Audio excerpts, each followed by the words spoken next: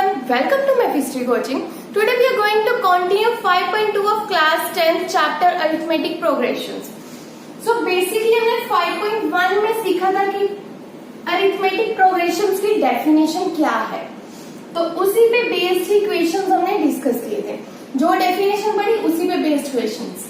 And 5.2 में हमने किया था nth formula, nth term of AP. तो उसके लिए हमने फॉर्मूला किया था an is equals to a plus n minus 1 into d, जिसको हमने याद नहीं किया था, इसको जनरलाइज करना सीखा था फॉर्मूले को, जहाँ पे हमारी a क्या है फर्स्ट टर्म एंड d हमारा क्या है यहाँ पे कॉमन डिफरेंस. तो ये फॉर्मूला हमने किया था. इसी पे बेस्ड हमने first, second and third question किया था. आज फोर्थ क्वेश्चन डिस्कस करेंगे. बट बिफोर दैट अगर आपने वो वीडियोस नहीं देखी है तो आपको उसका लिंक जो है डिस्क्रिप्शन में मिल जाएगा. And if you haven't subscribe our channel then please subscribe it and press the bell icon. Okay, तो स्टार्ट करते हैं आज का लेक्चर.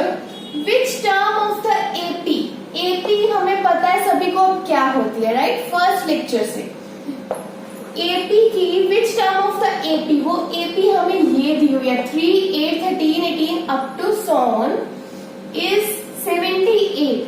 इस एपी में जब मैं आगे जाती जाऊंगी तब कब ऐसा टाइम आएगा कि हमारी 78 टर्म आ जाएगी, हमारी टर्म जो 78 होगी.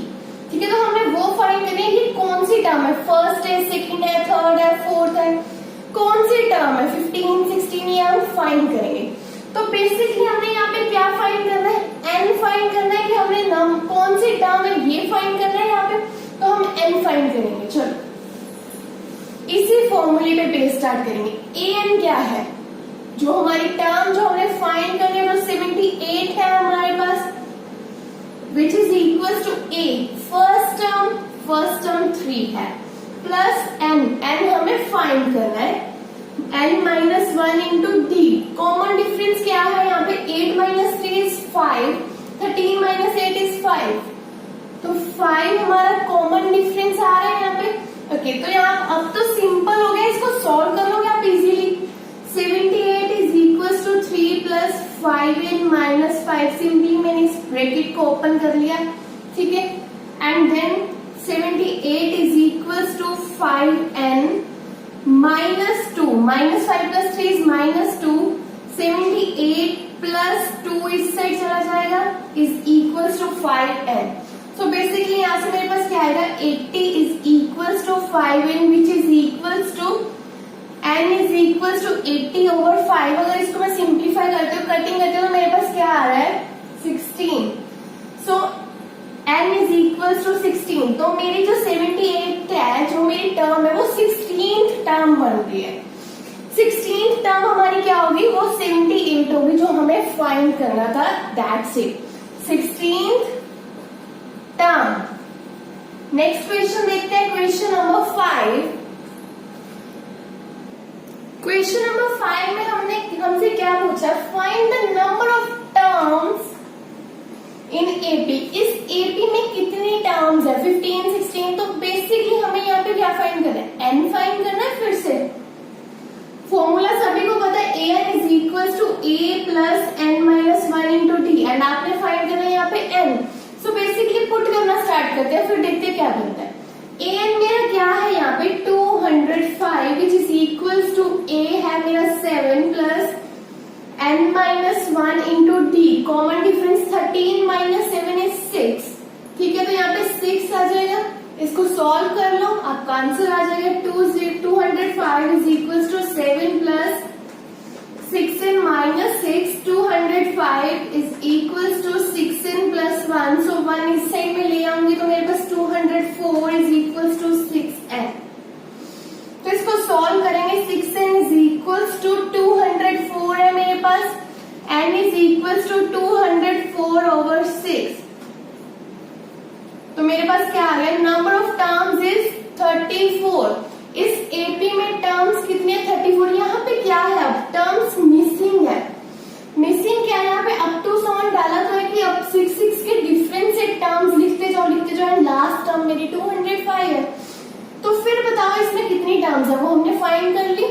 नेक्स्ट क्वेश्चन जो है आपका, तो जो नेक्स्ट क्वेश्चन है आपका वो भी सिमिलर क्वेश्चन है, नंबर ऑफ टर्म्स फाइंड करने, बट सिंपली यहाँ पे है क्या, मिक्स्ड फ्रैक्शन दी हुई है, इसको हम कर सकते हैं, ठीक है, लिख सकते हैं 18, यहाँ पे क्या बनेगा 31/2 को कैसे 2 into 15 is 30, 30 plus 1 is 31/2, next term क्या है मेरी 13 up to so on -47। तो आप यहाँ से अब इसको सेम इसी तरह से सॉल्व कर सकते हो। तो इसका सोल्यूशन देखते हैं। हाँ जी, तो इसको कैसे सॉल्व करना है, मैंने इसको मिक्स फ्रैक्शन को सॉल्व करके इसको एपी में ऐसे लिख लिया। देन मेरे पास first term is 18 and difference is 31/2 minus 18 that is -5/2। आपको सिंपली एलसीएम लेके सॉल्व करके तो -5/2 मिल जाएगा। एंड आपको सभी को ये फॉर्मूला याद है, an is equals to a plus n minus 1 into d, and यहाँ पे an आपका -47, a की वैल्यू एंड d की वैल्यू मैंने यहाँ पे पुट कर दी। देन उसको सिंप्लीफाई किया, 18 को मैं इस साइड ले लेफ्ट साइड पे, तो मेरे पास यहाँ पे क्या आ गया -65। देन मैं पूरे -5/2 को इस साइड लेके आ रही, तो वो यहाँ पे आके -2/5 हो गया मल्टीप्लाई में, एंड यहाँ पे अल्टीमेटली मेरे पास n इज इक्वल टू 27 आ गया, जो मैंने फाइंड करना था कि इस एपी के अंदर कितनी टर्म्स है, that is 27 terms. Next question देखते हैं, क्वेश्चन नंबर 6।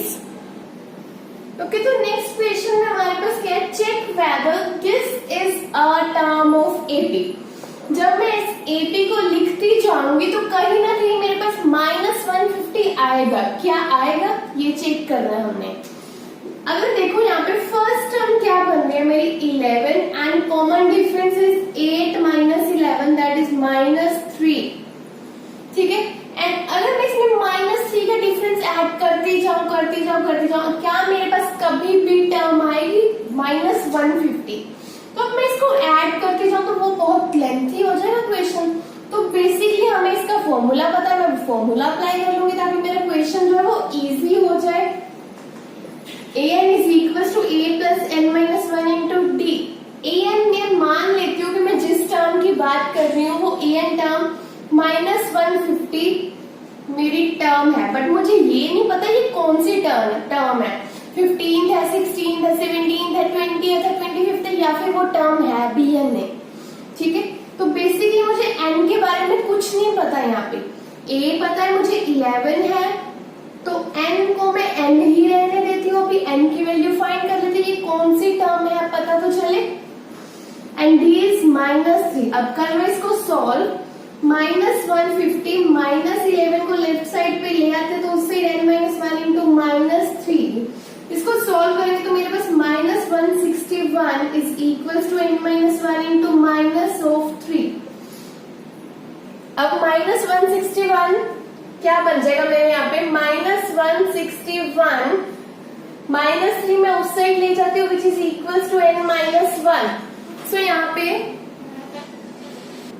तो मेरे पास यहाँ पे क्या बन रही है term 161/3 which is equal to n - 1 को उस साइड ले जाती हूँ मैं 161/3 + 1 is equal to n।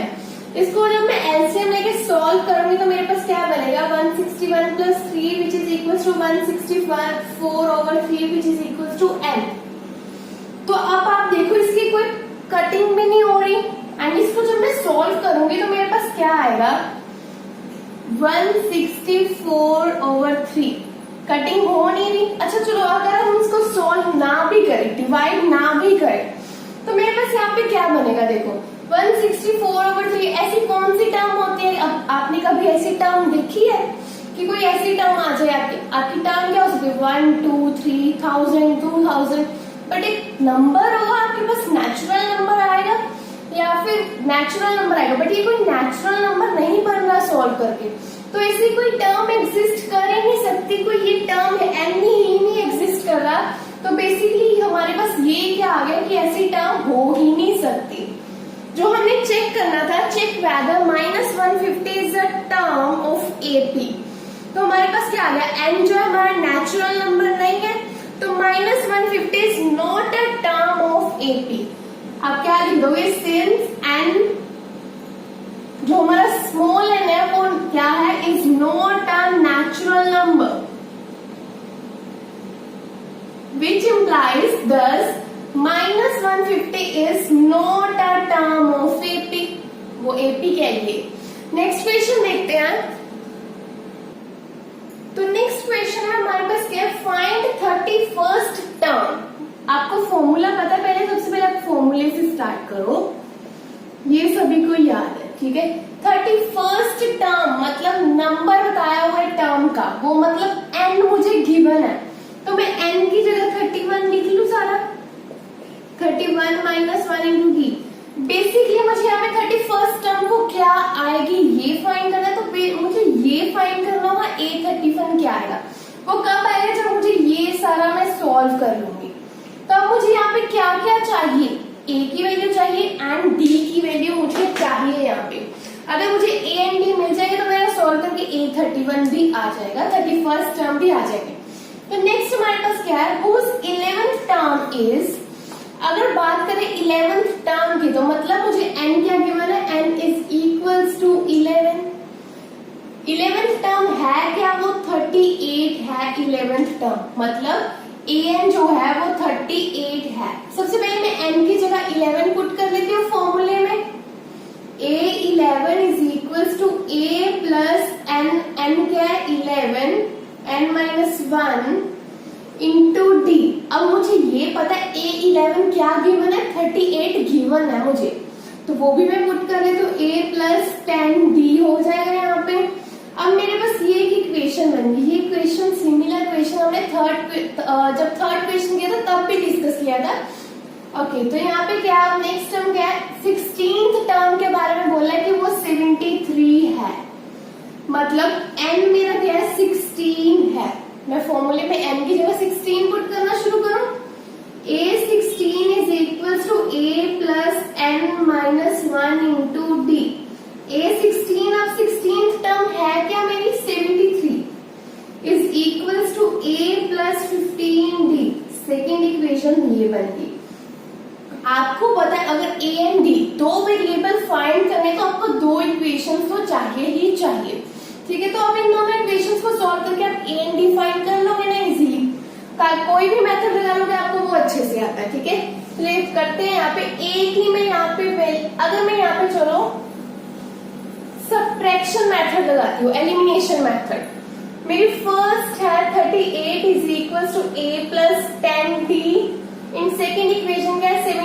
73 is equals to a plus 15d. अगर मैं दोनों इक्वेशंस को सब्ट्रैक्ट कर दूं तो मेरे पास ये कैंसिल हो जाएगा. 5 3 माइनस नेगेटिव बनेगा यहाँ पे माइनस 73 है, तो which is equals to minus 5d. तो यहाँ पे d क्या बनेगा मेरा? d इज इक्वल्स टू 7 आ जाएगा. इसको सॉल्व करके d is equals to 35 over 5 which is equals to 7 हो जाएगा, ठीक है. अब d की वैल्यू मेरे पास आ गई, तो मैं a की वैल्यू को फाइंड करने के लिए इन दोनों इक्वेशंस में से किसी भी एक इक्वेशन में d की वैल्यू पुट कर देती हूँ. तो वो क्या बनेगा? 38 is equals to a plus 10 into d था, तो इंटू 7 हो जाएगा यहाँ पे. 38 minus 70 is equals to a. So यहाँ पे बेसिकली a मेरा क्या आ जाएगा? a is equals to 32 minus 32, sorry, ठीक है. तो मेरा a एंड d मिल गया. अब हमारा काम क्या है? जो हमने स्टार्टिंग में एक इक्वेशन बनाई थी जो मैंने इरेज कर दी, उसमें हमने ये a एंड d की वैल्यूज पुट करनी. वो इक्वेशन क्या थी? A31 is equals to a plus n minus 1 into d. A31 is equals to a क्या है मेरे यहाँ पे? माइनस 32 प्लस 30 इंटू डी क्या है यहाँ पे हमारा? 7. तो A31 is equals to minus 32 plus 210. जब हम इसको सॉल्व करेंगे तो मेरे पास क्या आएगा? 178. सो बेसिकली जो फाइंड करना था 31st टर्म वो मेरे पास आ गई 178, ठीक है. तो हमें यही फाइंड करना था इस क्वेश्चन में. सो आप बेसिकली कोई भी इक्वेशन इजीली सॉल्व कर सकते हो, सिर्फ आपको अगर स्टेटमेंट जो है वो अच्छे से क्लियर हो जाए. आपके क्वेश्चंस बहुत सिमिलर चलेंगे, सिर्फ आपको स्टेटमेंट समझ में आनी चाहिए. बाकी आपको सॉल्व करने का वे जो है ये प्रीवियस चैप्टर से लिंक्ड है. ये आपने जो थर्ड चैप्टर किया था पेयर ऑफ लीनियर इक्वेशंस वाला, तो उसी चैप्टर से लिंक्ड है लीनियर इक्वेशंस को कैसे सॉल्व करते हैं। एंड ये बहुत ही इंपॉर्टेंट टॉपिक, आपको बहुत अच्छे से आना भी चाहिए। ये टॉपिक थ्रू आउट आपका यूज होता ही आगे। तो चलिए आज के लिए इतना ही। इससे नेक्स्ट वीडियो में मिलेंगे इससे नेक्स्ट क्वेश्चन के साथ। Thank you so much.